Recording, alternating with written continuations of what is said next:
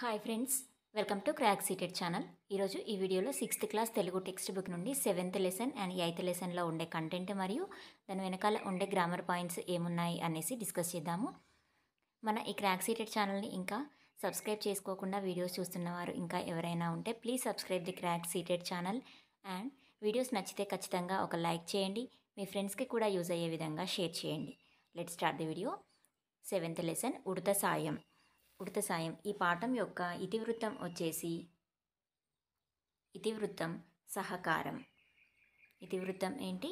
సహకారం. And next ప్రక్రియ వచ్చేసి ద్విపద.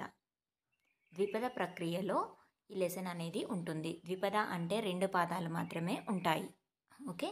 ఉడత సాయం లెసన్ రచించింది ఎవరు? గోన బుద్ధారెడ్డి. ఈ పాఠం యొక్క ఉద్దేశం, రావణుడు సీతను లంకకు ఎత్తుకొని పోయాడు. సీతను తిరిగి తీసుకొని వచ్చుటకు రావణునితో రాముడు యుద్ధం చేయాలనుకున్నాడు. అందుకోసం సముద్రంపై వారధిని నిర్మించమని వానర సైన్యాన్ని ఆదేశించాడు. నలుడు నిర్మాణ కార్యక్రమంలో దిట్ట. ఈ వానర సైన్యం సహాయంతో నలుడు ఆ వారధిని నిర్మించడం జరిగింది. అతనికి వానరులు రాళ్ళు, చెట్లు, గుట్టలను తెచ్చి ఇస్తున్నారు. ఆ సమయంలో ఒక ఉడత ఎట్లా సాయం చేయబోనిందో ఈ పాఠంలో చదువుతాం. ద్విపదను పిల్లలకు పరిచయం చేయడం, ప్రాచీన సాహిత్యం పట్ల అభిరుచిని కల్పించడం, అడగకుండానే ఇతరులకు శక్తి మేరకు సహాయం చేయాలనే ఆలోచన కల్పించడం ఈ పాఠం యొక్క ఉద్దేశ్యం. ఓకే. నెక్స్ట్ పాఠ్యభాగ వివరాలు. ఈ పాఠం ద్విపద ప్రక్రియకు చెందినది. ద్విపదలో 2 పాదాలు ఉంటాయి. ఇది పాడుకోవడానికి అనువుగా ఉంటుంది. ఈ పాఠం రంగనాథ రామాయణంలోని యుద్ధకాండలోనిది. ఓకే. గోన బుద్ధారెడ్డి రచించిన రంగనాథ రామాయణంలోని యుద్ధకాండలోనిదే ఈ ఉడత సాయం అనే పాఠం. ఓకే. తెలుగులో తొలి రామాయణం కూడా రంగనాథ రామాయణమే. ఓకే. తెలుగులో తొలి ద్విపద బసవ పురాణం. ఆ బసవ పురాణాన్ని రచించింది పాల్కురికి సోమనాథుడు. ఓకే. నెక్స్ట్ గోనబుద్ధారెడ్డి గురించి తెలుసుకుందాము. గోనబుద్ధారెడ్డి 13వ శతాబ్ది వాడు. ఇతడు కాకతీయుల సామంతరాజు. వర్ధమానపురం రాజధానిగా పాలించాడు. తన తండ్రి పేరిట రంగనాథ రామాయణం యుద్ధకాండ వరకు ఇతడు రాయగా మిగిలిన భాగాన్ని ఇతని కుమారులు కాచభూపతి, విఠలనాథుడు పూర్తి చేశారు. ఇది తెలుగులో తొలి రామాయణం. ఇందులోని శైలి సరళంగా మధురంగా ఉంటుంది. తెలుగులోని తొలి రామాయణం ఏది? రంగనాథ రామాయణం. దాన్ని రచించింది ఎవరు? గోన బుద్ధారెడ్డి. అతను యుద్ధకాండ వరకు మాత్రమే రాశాడు. తర్వాత అతని కుమారులైన కాచభూపతి, విఠలనాథుడు ఆ రంగనాథ రామాయణాన్ని పూర్తి చేయడం జరిగింది. ఓకే. నెక్స్ట్ ఇదేంటి? ద్విపద. ద్విపద అంటే 2 పాదాలు ఉంటాయి. ఓకే. 2 పాదాలు ఉంటాయి, పాడుకోవడానికి వీలుగా ఉంటుంది. దాన్ని ద్విపద అంటారు. నెక్స్ట్ ఈ లెసన్లో మనకి కొన్ని మీనింగ్స్ తెలుసుకుందాము. అంటే పాఠం మధ్యలో నుండి. ఇక్కడ తరి అని వచ్చింది కదా. తరి అంటే సమయము. తరి మీనింగ్ ఏంటి? సమయము. నెక్స్ట్ గొబ్బున అంటే వేగంగా. నెక్స్ట్ సేతువు అంటే వారధి. అండ్ నెక్స్ట్ వన్ ఇంకా మీనింగ్ ఇక్కడ వార్ది. వార్ది అంటే కూడా సముద్రము. అండ్ నెక్స్ట్ వన్ తడయక. తడయక అంటే వెంటనే. నెక్స్ట్ వనధి. వనధి అంటే కూడా సముద్రం. ఓకే. వారధి అన్న వనధి అన్న కూడా సముద్రం. అండ్ నెక్స్ట్ వన్ ఇక్కడ ఒక సంధి ఉంది చూడండి. ఇవ్విదంబున అంటే ఈ ప్లస్ విధంబున. త్రికసంధి. ఓకే. ఇవ్విదంబున ఈ ప్లస్ విధంబున త్రికసంధి. అండ్ నెక్స్ట్ ఇక్కడ ఇనకులాదిపుడు. ఇనకులాదిపుడు అంటే శ్రీరాముడు. నెక్స్ట్ తరుమూషికం. తరుమూషికం అంటే ఉడత. ఓకే. తరుమూషికం అంటే ఏంటి? ఉడత. ఇక్కడ ఎలమి. ఎలమి అంటే సంతోషం. మన టెట్లో వచ్చింది కదా ఈ క్వశ్చన్. ఎలమి అంటే ఏంటి? సంతోషం. అండ్ నెక్స్ట్ వన్ ఈ విధంగా లెసన్ మధ్యలో నుండి కూడా క్వశ్చన్స్ అనేవి అడగడం జరుగుతుంది. కాబట్టి లెసన్లో కూడా కొంచెం హార్డ్గా ఉన్న వర్డ్స్ యొక్క మీనింగ్స్ ఏంటో తెలుసుకునే ప్రయత్నం చేయాలి. అండ్ నెక్స్ట్ ఇక్కడ కపికులాధీశులు అంటే వానరులు. అండ్ నెక్స్ట్ వన్ ఇక్కడ అంగ్రి. అంగ్రి అంటే కాలు. ఓకే. అండ్ నెక్స్ట్ అంగ్రి మీనింగ్ ఏంటి? కాలు. Next one గిరిబోలు. గిరిబోలు అంటే కొండంత. కొండంత. And next తృణంబు. తృణంబు అంటే గడ్డిపోచంత. గడ్డిపోచ. నెక్స్ట్ అనఘ. ఇక్కడ అనఘ అంటే పాపంలను తొలగించడం. పాపాలను తొలగించడం, దాన్ని అనఘ అంటారు. అండ్ నెక్స్ట్ వన్ నలినాప్త సుతుడు. ఇక్కడ ఉంది కదా, నలినాప్త సుతుడు అంటే సూర్యుని యొక్క కుమారుడు, సూర్యుని కుమారుడు ఎవరు? సుగ్రీవుడు. ఓకే, నలినాప్త సుతుడు ఎవరు? సుగ్రీవుడు. సూర్యుని కుమారుడు సుగ్రీవుడు. అండ్ నెక్స్ట్ వన్ ఇక్కడ దక్షిణ కరాగ్రమున అని ఉంది కదా, దక్షిణ కరాగ్రమున. దక్షిణ కరము అని అంటే కుడి చేయి, దక్షిణ కరం అంటే ఏంటి? కుడి చేయి. అండ్ నెక్స్ట్ వన్ త్రిరేఖ. ఇక్కడ త్రిరేఖ, త్రిరేఖ అంటే 3 అనే సంఖ్య గల రేఖ, ద్విగు సమాసం ఇది. ఓకే, ఇవి మనకి లెసన్ మధ్యలో ఉండే కొన్ని ఇంపార్టెంట్ సమాసాలు కావచ్చు, లేదా సందులు, లేదా కొన్ని కష్టమైన పదాల యొక్క అర్థాలు. ఓకే, ఈ పాఠం యొక్క తాత్పర్యం ఇక్కడ ఇచ్చారు. రావణాసురుడు సీతను ఎత్తుకెళ్ళిన తర్వాత సీతను తీసుకురావడానికి రాముడు అప్పుడు రావణాసురునితో యుద్ధం చేయదలిచాడు. అప్పుడు లంకకు వెళ్ళడానికి వారధి నిర్మించడానికని పూనుకోవడం జరిగింది. అప్పుడు నలుడు వారధి నిర్మిస్తున్న సమయంలో ఈ వానరాలన్నీ సహాయం చేశాయి.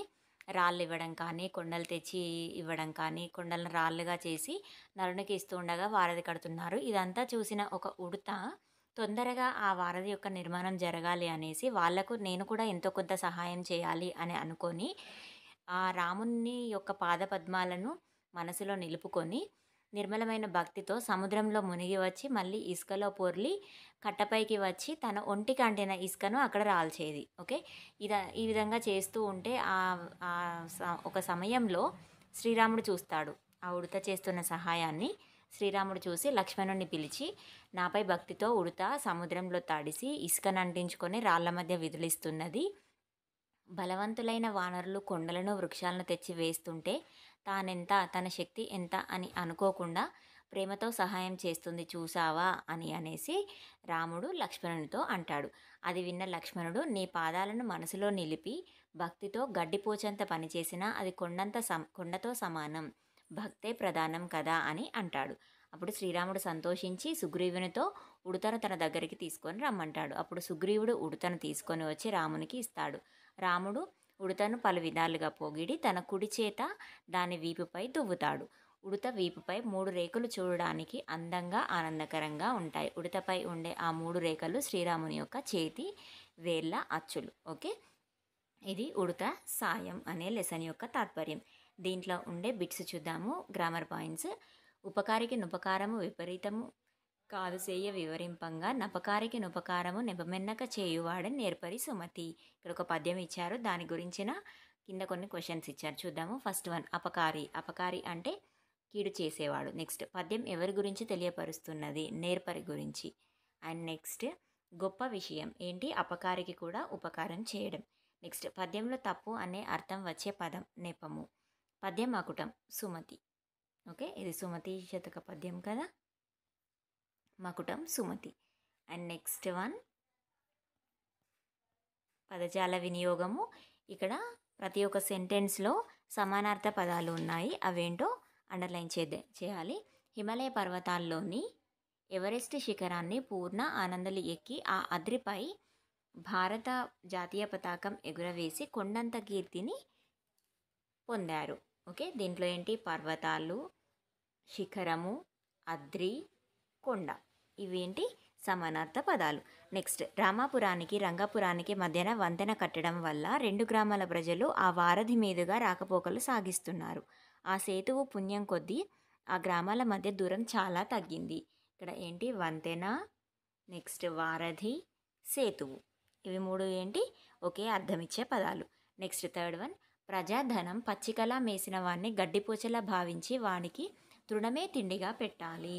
పచ్చిక, గడ్డిపోచ, తృణం.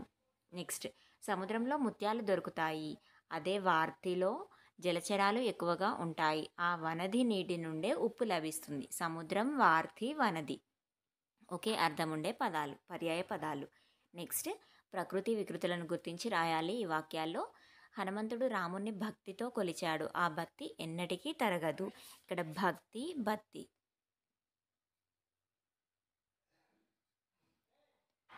భక్తి, భక్తి, ప్రకృతి వికృతి. నెక్స్ట్ ఇక్కడ మనుషులు దవ్వుగా ఉన్న మమతలు దూరం కాకూడదు. దవ్వు,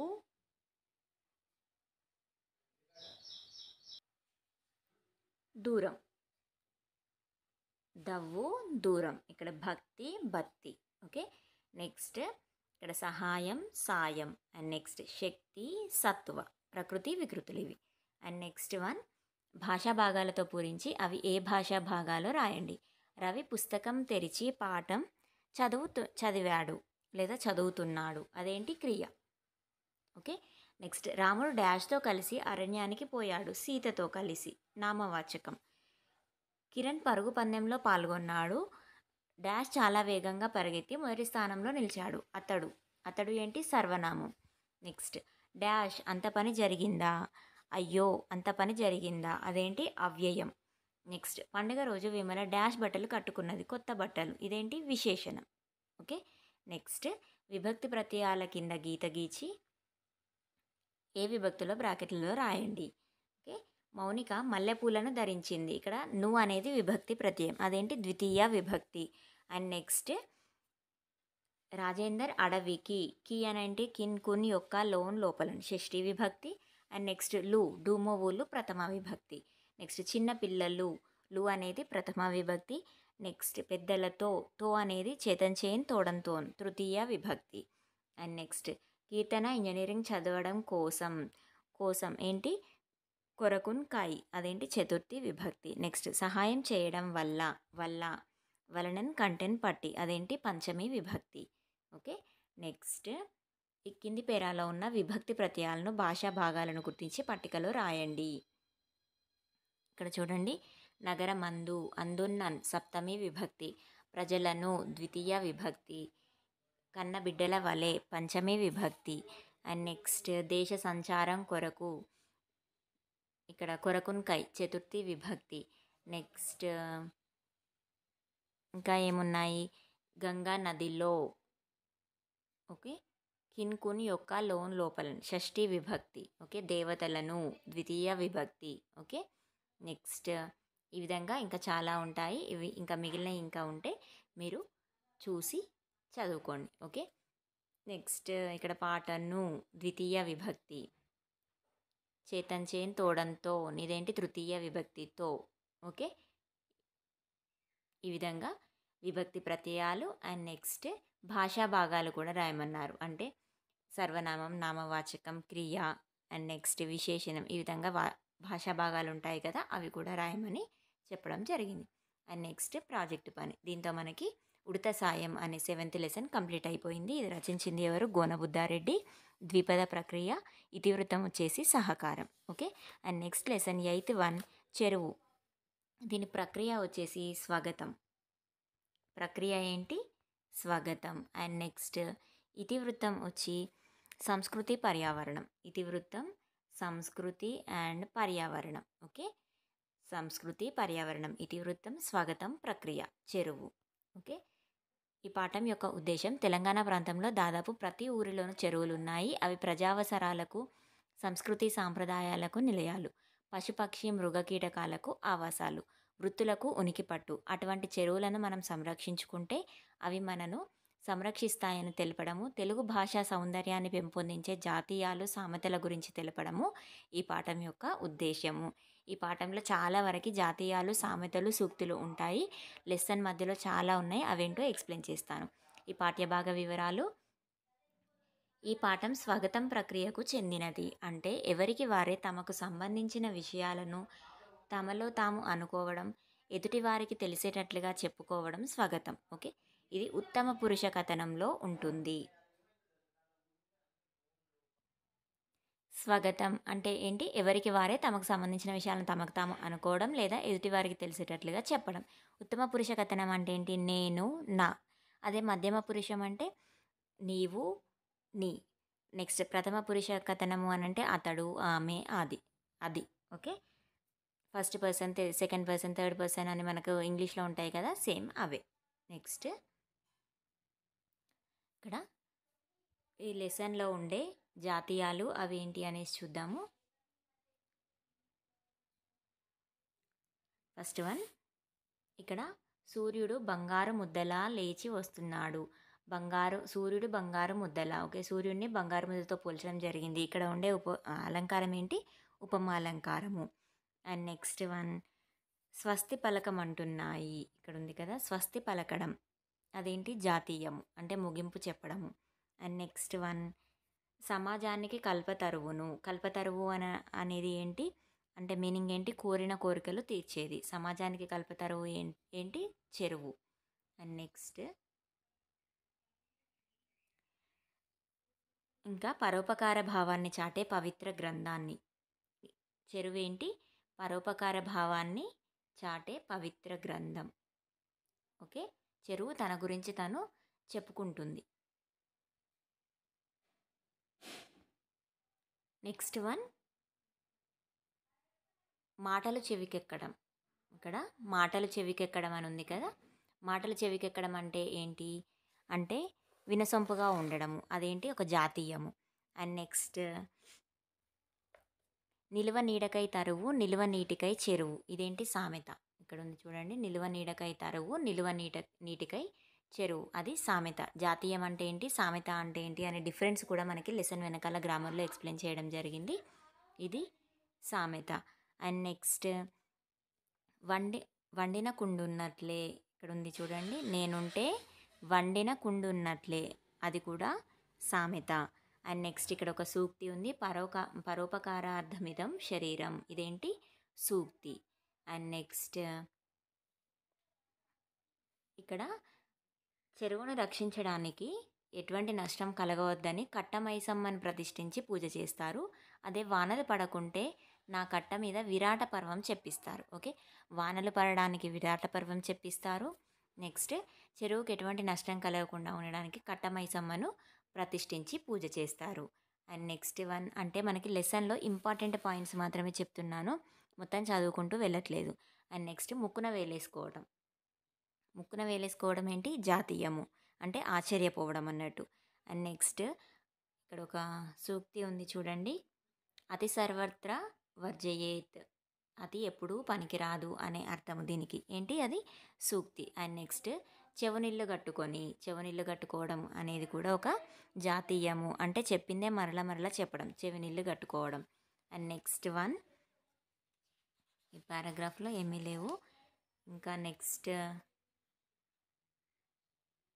ఇక్కడ చూస్తే తామర తంపర అంటే విశేషమైన అభివృద్ధి. జాతీయం అది కూడా. తామర తంపర అంటే విశేషమైన అభివృద్ధి. నెక్స్ట్ నీటి కొలది తామర అన్న సామెత. ఇదేంటి? నీటి కొలది తామర అనేది సామెత. అండ్ నెక్స్ట్ వన్ ఇక్కడ ఒక సుమతి శతక పద్యం ఇవ్వడం జరిగింది. ఇది రచించింది ఎవరు? బద్దెన. నెక్స్ట్ ఇక్కడ ఇంకొక జాతీయము కప్పలు చేపలు బయటపడ్డాయి. కప్పలు చేపలు బయటపడ్డాయి. ఇదేంటి? పదబంధం అన్న జాతీయం అన్న ఒకటే. ఓకే. కప్పలు చేపలు బయటపడము అంటే అసలు రంగు బయటపడడం. ఓకే. నెక్స్ట్ గాలం వేయడం, గుండె చెరువైంది. ఇక్కడ ఉన్నాయి చూడండి. గుండె చెరువైంది, గాలం వేయడం, గండి కొట్టడం, ఇటువంటివన్నీ చెరువు నుండే పుట్టినాయి. అవన్నీ ఏంటి? జాతీయాలు. అండ్ నెక్స్ట్ వన్ కలిసి ఉంటే కలదు సుఖం. ఇది సూక్తి. నెక్స్ట్ ఇక్కడ పొట్ట పోసుకుంటారు. చిరు వ్యాపారులు పొట్ట పోసుకోవడం. అంటే పొట్ట పోసుకోవడం అనేది కూడా ఒక జాతీయం. అంటే జీవన వృత్తి కలగడం. అండ్ నెక్స్ట్ ఉభయతారకం అనేది కూడా ఒక జాతీయమే. ఉభయతారకం అంటే ఇద్దరికీ ఆనందం. అండ్ నెక్స్ట్ ఇక్కడ ఒక సామెత ఉంది. అనిత్యాని శరీరాన్ని అందరి సొమ్ము నాకే రాని. ఇదేంటి? సామెత. అనిత్యాని శరీరాన్ని అందరి సొమ్ము నాకే రాని. అంటే 4 ఆప్షన్స్ ఈ విధంగా కింది వాటిలో జాతీయం ఏది అని ఇచ్చేసి 4 ఆప్షన్స్ ఇస్తారు. ఒకటి సామెత, సూక్తి, ఇంకొకటి సామెత, ఇంకొకటి జాతీయం. ఈ విధంగా జాతీయం ఏది అనేసి మనము ఐడెంటిఫై చేయాలి. అందుకనే దీంట్లో ఉండే సామెతలు, జాతీయాలు, సూక్తులు ఏంటో క్లియర్గా ఎక్స్ప్లెయిన్ చేస్తున్నాను. ఇంతకుముందు చింత చెట్టు గురించిన లెసన్లో కూడా దాంట్లో చింతగింజలు, చింతపండు, చింతకాయ, చింత చిగురు ఇటువంటి వీటిపైన చాలా వరకు మనకి జాతీయాలు, సామెతలు వచ్చాయి. ఆ లెసన్ కూడా కంప్లీట్గా జాతీయాలపైన ఫోకస్ చేయాలి. ఓకే. అటువంటిదే ఈ లెసన్ కూడా, చెరువు అనే లెసన్. అది 5th క్లాస్లో ఉంది.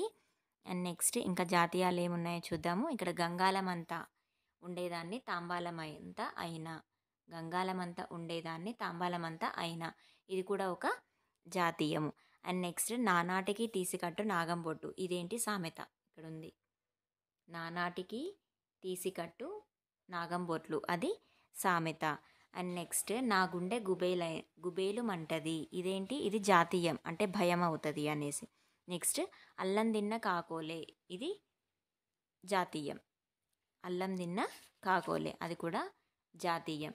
అండ్ నెక్స్ట్ కన్నెర్ర చేయడం కూడా జాతీయం. నెక్స్ట్ చేసేవి లోపాలు చెబితే కోపాలు, అది సామెత. చేతులు కాలినాక ఆకులు పట్టుకుంటే, ఇది కూడా సామెత. ఇక్కడ ఉంది చూడండి, చేతులు కాలినాక ఆకులు పట్టుకుంటే సామెత. చేసేవి లోపాలు చెబితే కోపాలు, అది సామెతే. నెక్స్ట్ మౌన సాక్షిని, నేను మౌన సాక్షిని, ఇది జాతీయం, అంటే నిదర్శనం అన్నట్టు. ఓకే. నెక్స్ట్ ఇంకా ఇక్కడ కొన్ని పాయింట్స్ ఉన్నాయి చూడండి. మంతనిలో శిలసముద్రం అనే చెరువు ఉంది. వనపర్తి రాజులు ఏకంగా సప్త సముద్రాలు అని పేరు పెట్టుకున్నారు చెరువులకు. పెద్ద చెరువులను సముద్రంగా పిలిచే సాంప్రదాయం తెలంగాణలో ఉంది.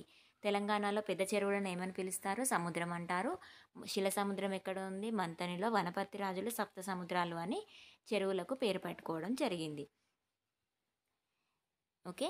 ఇది ఈ లెసన్, చెరువు అనే లెసన్లో ఉండే జాతీయాలు, సామెతలు, సూక్తులు, కొన్ని ఇంపార్టెంట్ పాయింట్స్. దీంట్లో ఉండే మనకి గ్రామర్ పాయింట్స్ ఏమున్నాయో చూద్దాము. ఇక్కడ కింది పదాలు, వాక్యాలు చదవండి, వాటిలో ఉండే తేడా ఏంటి గమనించండి అనేసి ఇవ్వడం జరిగింది. చెవనిల్లు కట్టుకొని, అదేంటి, జాతీయం. కుండబద్దలు కొట్టినట్లు, అది సామెత. నెక్స్ట్ గుండె చెరువైంది, అది జాతీయం.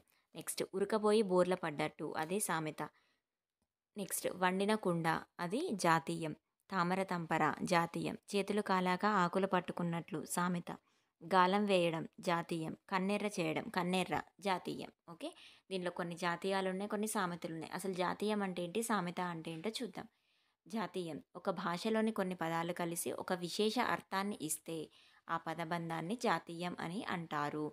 దీన్ని పలుకుబడి, నానుడి అనే పేరుతో కూడా పిలుస్తారు. వీటిని ఉపయోగించడం ద్వారా భాషకు సౌందర్యం కలుగుతుంది. చెవనిల్లు కట్టుకొని, గుండె చెరువైంది, ఇవేంటి, జాతీయాలు. ఓకే.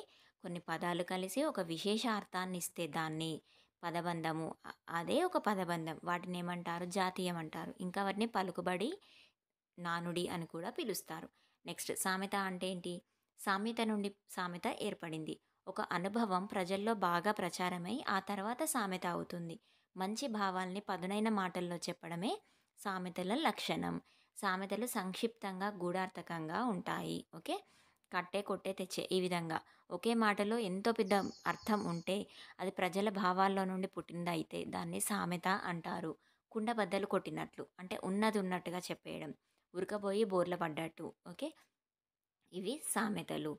కింది వాటిలోని జాతీయాలను గుర్తించండి, వాటిని ఏ అర్థంలో వాడుతారో తెలుపండి. ఓకే.